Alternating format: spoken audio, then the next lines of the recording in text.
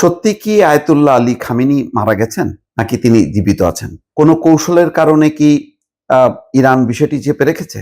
ভিন্ন কোনো কৌশলে আমেরিকা কি জোরে সোরে প্রচার করছে যাতে মুসলিম বিশ্ব হতাশ হয়, তার যাতে দম না থাকে?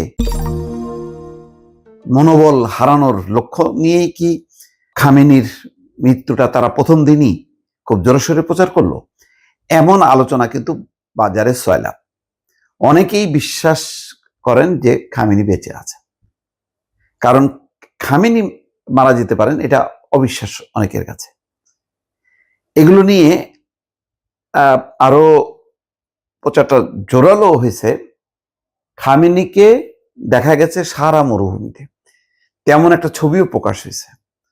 ফলে মানুষের মধ্যে এখন যে ধারণাটা ছিল যে খামেনি মারা যাননি, এই ছবি দেখার পর সেটি আরো প্রবল হয়েছে।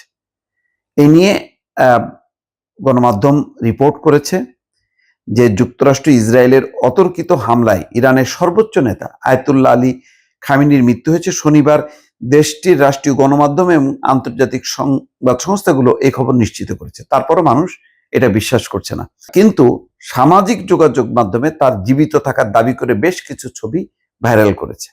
অনুসন্ধানে দেখা গেছে খামেনির সাহারা মরুভূমিতে অবস্থানের একটা দাবি করা হয়েছে, কিন্তু সেটা বিভ্রান্তকর এবং ভিত্তিহীন। ইন্টারনেটে ছড়িয়ে পড়া একটা ছবিতে দেখা যাচ্ছে যে আয়াতুল্লাহ আলী খামেনি জীবিত আছেন। বর্তমানে তিনি সাহারা মরুভূমিতে অবস্থান করছেন। এ বিষয়ে ফ্যাক্ট চেক বা তথ্য যাচাই দেখা গেছে ওই ছবিটি বর্তমান সময়ের নয়। এটি 2014 সালের একটি পুরনো ছবি।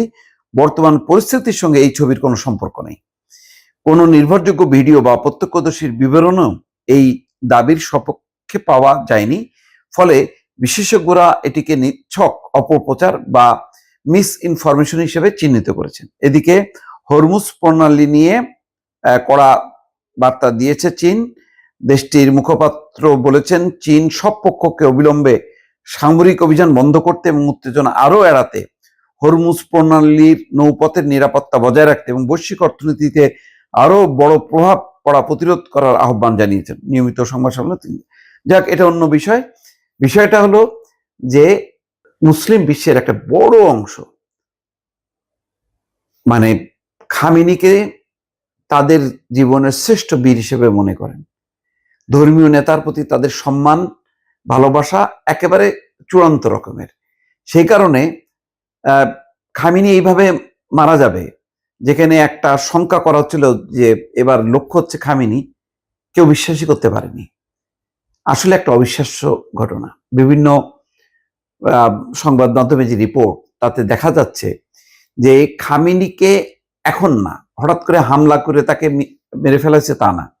খামেনিকে হত্যার জন্য গত 7-8 মাস ধরে তার উপর নজর রাখছিল ইরানে অবস্থানরত ইসরায়েলের মোসাদ বাহিনী এবং আড়িপাতা যন্ত্রটা নিয়ন্ত্রণ করছিল মার্কিন যুক্তরাষ্ট্র।